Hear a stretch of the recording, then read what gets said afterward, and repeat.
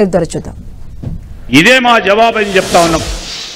ఈరోజు అనేక సందర్భాల్లో విద్యకు సంబంధించి విద్యను విస్మరించిన టీఆర్ఎస్ పార్టీ ప్రభుత్వం ఈరోజు ప్రభుత్వ పాఠశాలల్లో సంబంధించి ఇంగ్లీష్ మీడియం మాధ్యం చదవాలని అందరూ కూడా బాగా చదువుకోవాలి.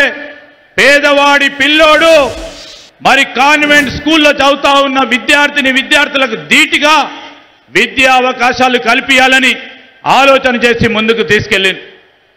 ఈరోజు ఇంతకుముందే పెద్దలు చెప్పినట్టు ప్రతి నియోజకవర్గంలో ఒక ఇంటిగ్రేటెడ్ అంటే ఎస్సీ ఎస్టీ మైనారిటీ బీసీలకు సంబంధించి ఓబీసీలకు సంబంధించి చదువుకుంటున్న విద్యార్థులకు ఒక్కటే చోట విద్యను అందించాలి, నాణ్యమైన విద్యను అందించాలి, అన్ని సౌకర్యాలు కల్పించాలి, హాస్టల్ అధునాతనమైన మరి వసతులతో ఉండాలని ఇంటిగ్రేటెడ్ యంగ్ ఇండియా ఇంటిగ్రేటెడ్ పాఠశాలలను ఈ నియోజకవర్గంలో కూడా ఇస్లామాబాద్ నియోజకవర్గంలో మీ నాయకుడు పొన్నం ప్రభాకర్ గారి నేతృత్వంలో 200 కోట్ల రూపాయల వ్యయంతో ఈరోజు ఈ నియోజకవర్గంలో కూడా ఏర్పాటు చేయబోతా ఉన్నాం.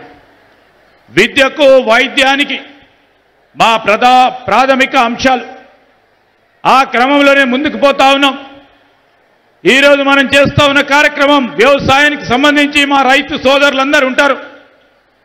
ఈరోజు 2 లక్షల రూపాయల రుణమాఫీ, దానికి తోడు 6,000 రూపాయల చొప్పున ఈరోజు రైతుకు సంబంధించి ముందుకు తీసుకెళ్తా ఉన్న నేపథ్యంలో నేను మీ అందరినీ కోరుతా ఉన్నా, గౌరవ ముఖ్యమంత్రి గారు ఇప్పుడే మరి హెలికాప్టర్ పరంగా మరి ల్యాండ్ కాబోతాన తరుణంలో 2 నిమిషాలు ఓపికతో ఉంటే వారన్నీ కూడా శంకుస్థాపన కార్యక్రమాలు చేసుకొని ఇంకో 5 నిమిషాల్లో వేదికపై వస్తూ ఉన్నారు కనుక మీరందరూ ఓపికతో ఉండాలని కోరుతా ఉన్నా.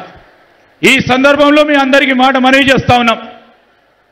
గత ప్రభుత్వం అదేవిధంగా కేంద్రంలో ఉన్న బీజేపీ పార్టీ ప్రభుత్వం ఉపాధి పరంగా ఎప్పుడు కూడా ఈరోజు రాష్ట్రంలో ఉన్న యువతకు సంబంధించి ఆ యువతకు సంబంధించిన నైపుణ్యాన్ని పెంచాలని ఎప్పుడు ఆలోచన చేయలే. ఈ ప్రభుత్వం ముఖ్యమంత్రి రేవంత్ రెడ్డి గారి నాయకత్వంలో మరి తీసుకుంటున్న నిర్ణయాలు యువతకు ఉపాధి కలిగియాలి, పరిశ్రమలు రావాలి, పెట్టుబడులు రావాలి.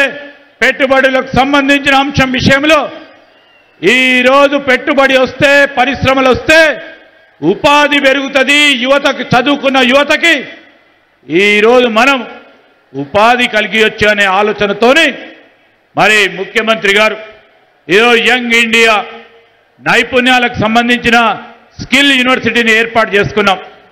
అదేవిధంగా ఇక్కడ ఉన్న అడ్వాన్స్ టెక్నాలజీ సెంటర్కు సంబంధించి పిల్లలందరూ ఐటీఎల్ చదువుతా ఉన్నారు, ఉద్యోగాలు రావటం లేదు.